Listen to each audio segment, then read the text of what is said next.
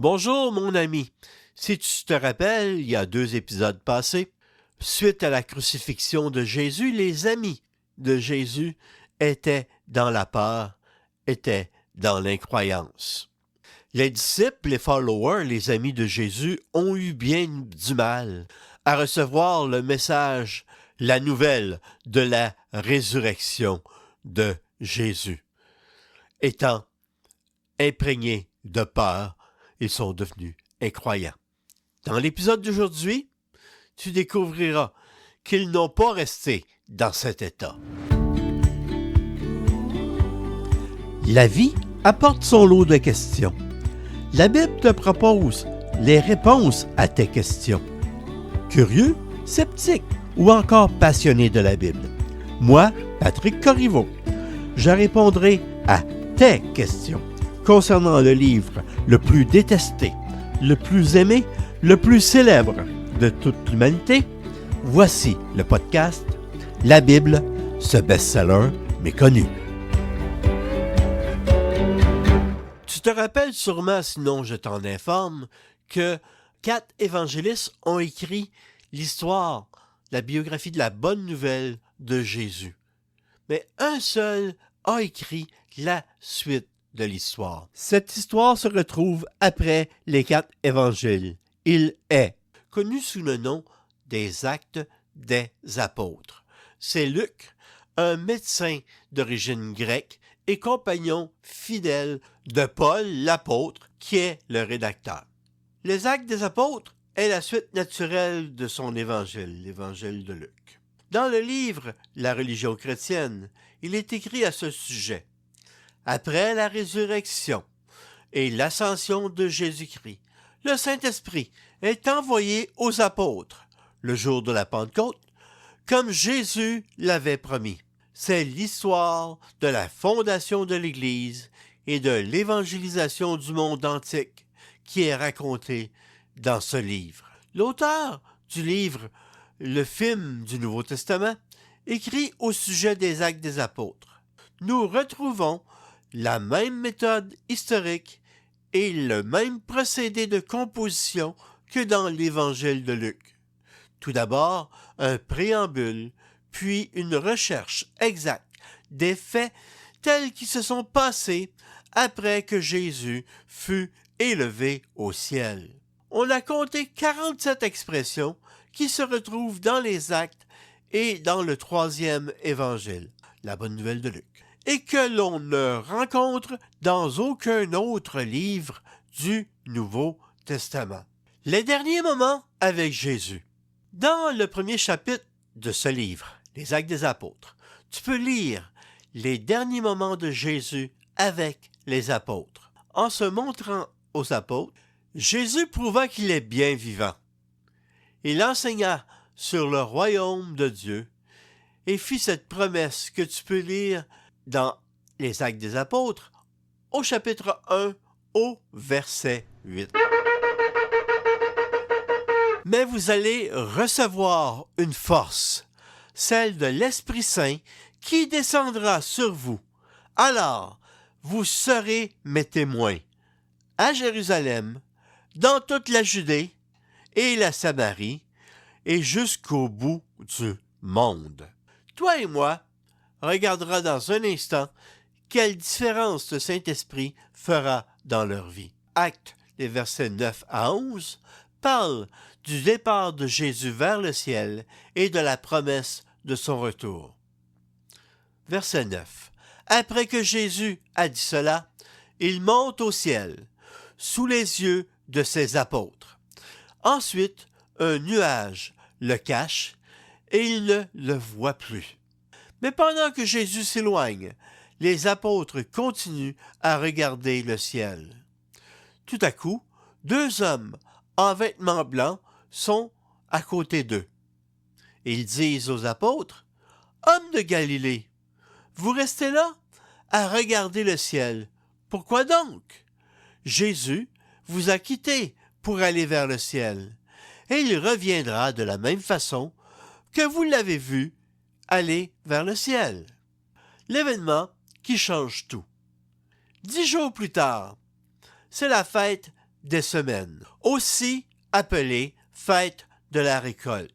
Les Juifs le nomment Shavuot. Tu connais peut-être cette fête par le nom que les chrétiens leur donnent, la fête de la Pentecôte. 120 croyants sont réunis au même endroit. Voici ce que Luc raconte dans Acte 2 à partir du verset 2. Tout à coup, un bruit vient du ciel. C'est comme le souffle d'un vent violent. Le bruit remplit toute la maison où ils sont assis. Alors, ils voient apparaître des langues, comme des langues de feu. Elles se séparent et se posent sur chacun d'eux. Tous sont remplis de l'Esprit Saint et ils se mettent à parler d'autres langues. C'est l'Esprit qui leur donne de faire cela. Les 120 étaient dans une pièce à l'intérieur. À cause de la fête, plusieurs Juifs de la diaspora étaient à Jérusalem. Quand on dit diaspora, c'est des Juifs qui ne demeurent pas en Israël, mais dans d'autres pays, qui viennent pour la fête. Écoute maintenant les versets 6 et 7. Quand ils entendent ce bruit, ils se rassemblent en foule. Ils sont profondément surpris parce que chacun entend les croyants parler dans sa propre langue. Ils sont très étonnés et pleins d'admiration. Ils disent, tous ces gens qui parlent sont bien des Galiléens.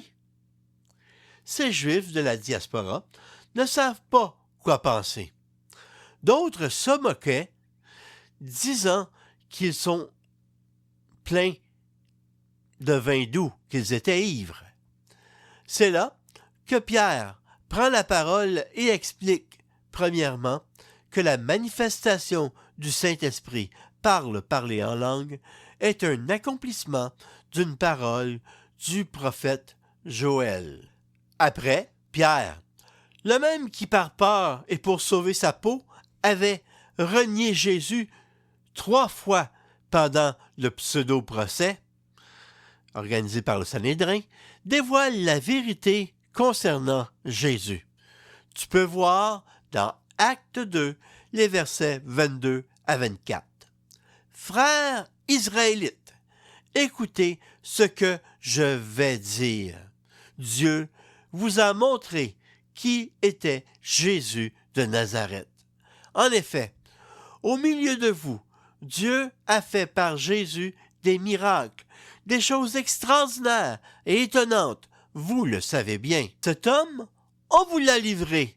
Dieu savait cela d'avance et l'avait décidé. Vous avez supprimé Jésus en le faisant clouer sur une croix par des gens qui ne connaissaient pas Dieu. Les Romains. Mais Dieu l'a relevé en le délivrant des douleurs de la mort. En effet, la mort n'avait pas le pouvoir de le garder.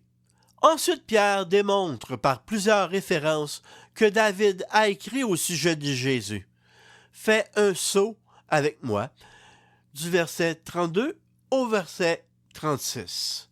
Verset 32. Ce Jésus, Dieu l'a relevé de la mort.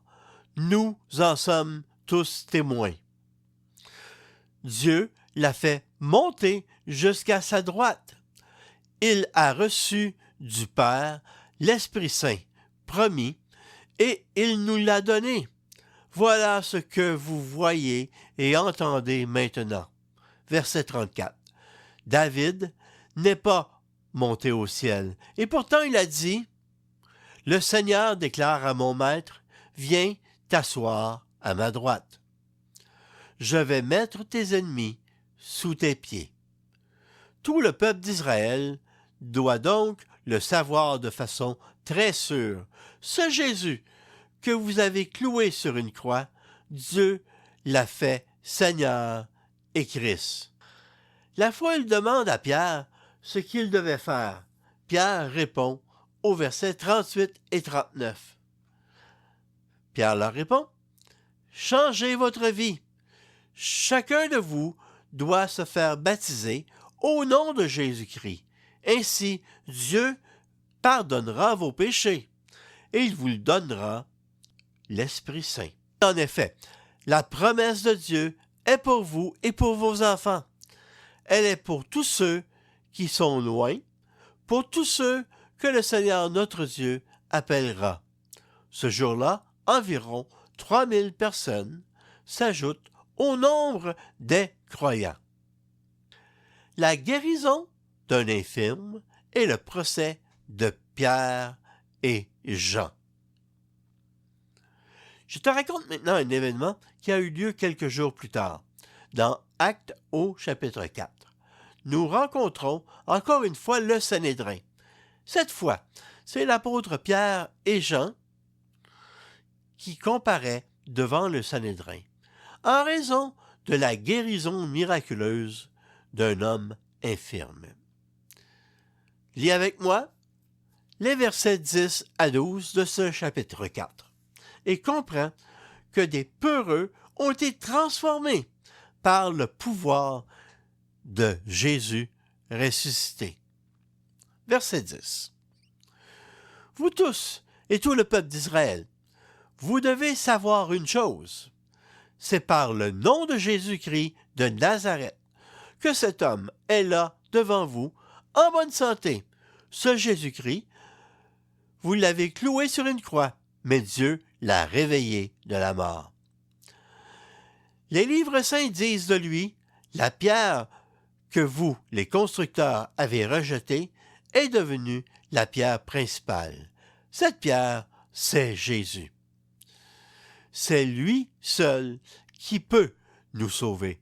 En effet, dans le monde entier, Dieu n'a donné aux hommes personne d'autre pour nous sauver. Il se passe après ça encore beaucoup d'autres choses. Des chapitres 5 à 28, les apôtres et les croyants et le Saint-Esprit sont en pleine action. Au chapitre 5, un ange libère les apôtres de la prison en pleine nuit. Le chapitre 6 et 7 racontent l'histoire du premier martyr connu. Étienne meurt à cause de sa foi suite à un semblant de procès. C'est à ce moment-là que la Bible parle pour la première fois de Saül, qui deviendra plus tard Paul l'apôtre. Justement, dans le chapitre 9, Saül était en chemin pour Damas afin de persécuter les croyants. Jésus se manifeste à Saül. Saül, de persécuteur des amis de Jésus, devient l'apôtre des non-juifs. C'est ainsi que l'expression « le chemin de Damas » est née, pour évoquer un grand changement chez quelqu'un, une sorte de conversion soudaine d'une manière de penser à une autre. Au chapitre 10 et 11, Pierre reçoit une vision qui l'amène à partager le message de Dieu à un non-juif, Corneille. Dans le chapitre 12, Dieu libère Pierre de la prison. Le reste du livre est davantage consacré à Saül, devenu Paul. Il accomplit avec ses compagnons dans l'œuvre 3 voyages missionnaires, dont le dernier l'amène à Rome pour subir un procès devant César. Paul aurait pu faire profil bas, éviter de se mettre en danger. Il a plutôt décidé de répandre le message de Dieu, peu importe les circonstances. En résumé, le livre des Actes démontre que l'œuvre de Jésus, le travail du Saint-Esprit peuvent changer, bouleverser ma vie et ta vie. Mon ami, fais connaître ce podcast. Je t'invite à poursuivre cette aventure avec moi. À la prochaine. La Bible, ce best-seller méconnu. Un podcast produit par Messager de vie, hébergé par Ocha.